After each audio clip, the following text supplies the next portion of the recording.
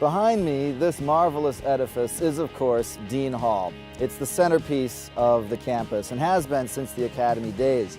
It was designed by Thomas Silloway in the mid-1860s, and in fact, you may not recognize the name Thomas Silloway, but he was the most famous and accomplished architect in the Universalist Church. He designed 400-some buildings from New England all the way down to the mid-Atlantic.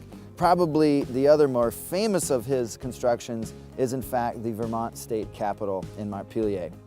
So Silloway's design actually didn't look like what you see here today. The building was constructed in 1866 and took about 2 years to build, but it didn't last very long. Unfortunately, there was a terrible fire in 1872 that really destroyed the entire building.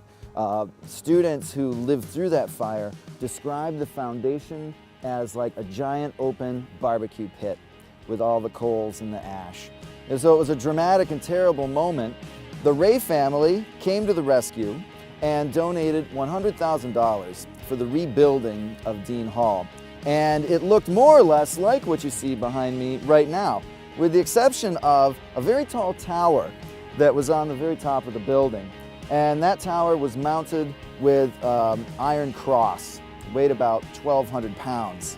In the summer of 1938, they decided to remove that cross about where the top of the radio antenna would be today, because they were afraid it was too heavy for the building to support. Within only a few short months, that entire tower, from the flat top roof, again about the size of the radio antenna, that entire tower was torn down in the infamous hurricane of 1938. If you were here at that time, you would have seen the blue spruce trees that lined Oppie Way, all of them overturned and destroyed, and the tower was blown off and went crashing down in the courtyard behind the building. The students, faculty, and staff were all in there having lunch, as the dining hall used to be in the first floor of Dean Hall. Though no one was hurt by the crash, it was a moment that everyone who lived through it, of course, would remember forever. So now we have Dean Hall as it appears.